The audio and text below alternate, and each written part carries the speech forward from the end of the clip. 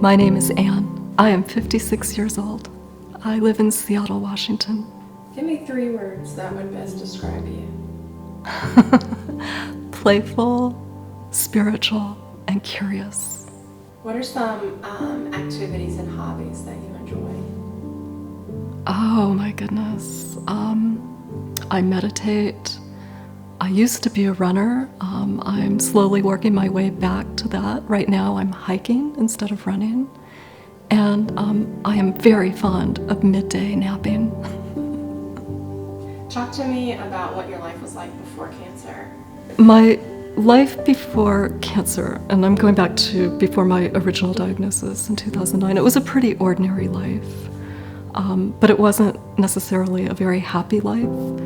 And after I got over the initial shock of the diagnosis, one of the thoughts that I had was, why are we working so hard to save a life that isn't particularly enjoyable?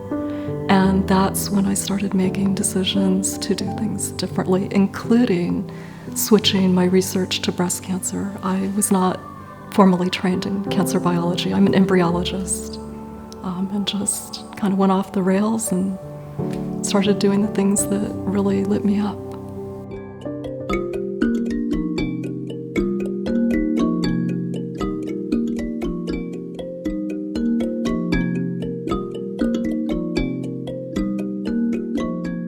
My first diagnosis was in 2009. It was stage 3 IDC, hormone receptor positive, HER2 negative.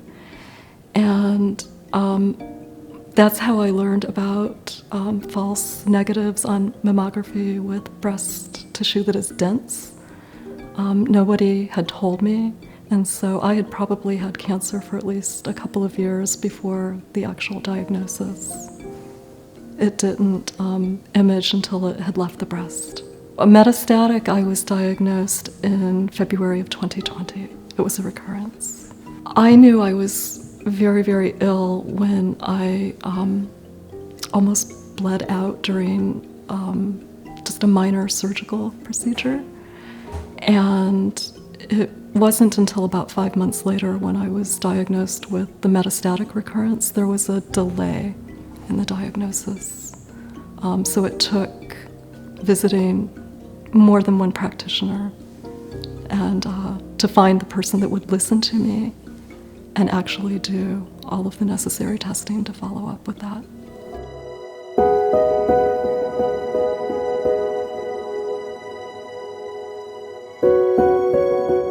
Advocacy for our own healthcare is so important, it's crucial. And in fact, I taught women's health for 20 years, and I would tell my students on day one, if you take anything away from this course, recognize that you are responsible for the decisions, for what happens to your body, and develop a partnership with your healthcare providers.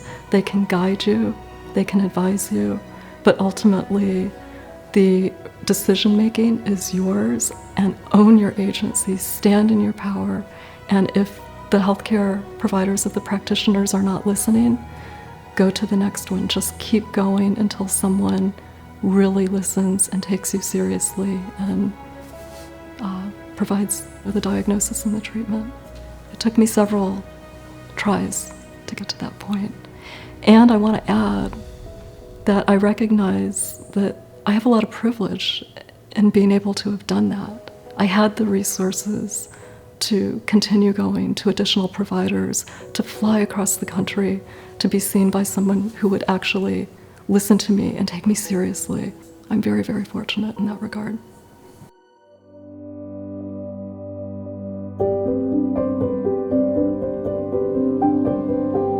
The things that give me hope, the other people who've already navigated this journey.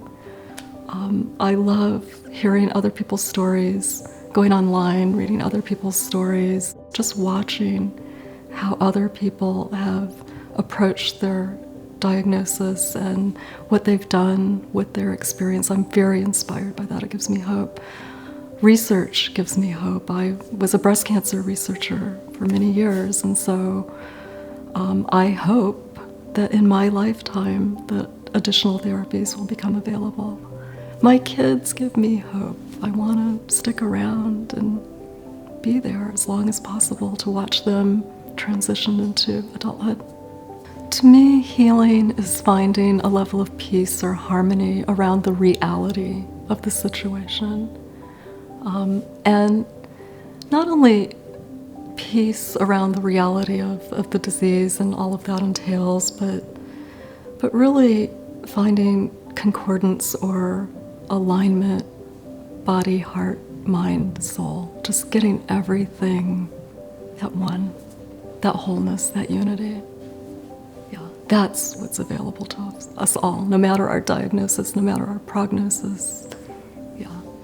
One of the things that was really important to me, I spent a year after my metastatic recurrence preparing to die.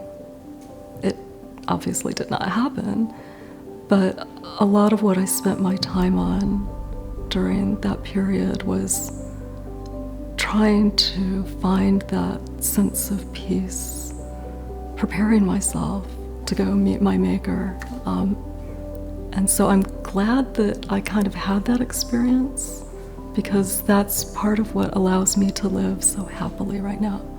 The craziest thing is I am more happy now than I've ever been in my life, and I have a terminal illness. Go figure. Go imagine that.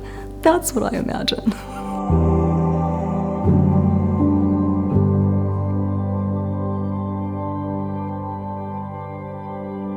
There are two things that I wish that people knew about metastatic breast cancer.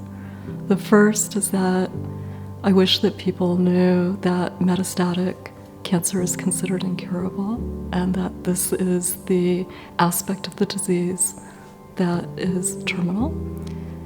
And with that said, the other thing that I wish that people knew about metastatic breast cancer is that it is not an immediate death sentence, that there is still a lot of living that can be done in between from that diagnosis on.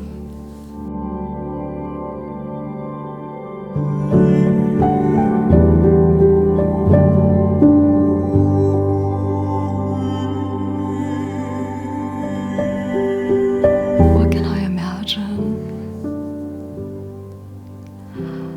I mean, I use my imagination every day, but it's in the context of work, and I don't want to talk about work. I don't know, I imagine seeing both of my children graduating from college. I imagine falling in love again. Sorry, I'm giving you my bucket list.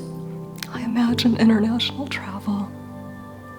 And I imagine doing work in this world that makes a difference for other women.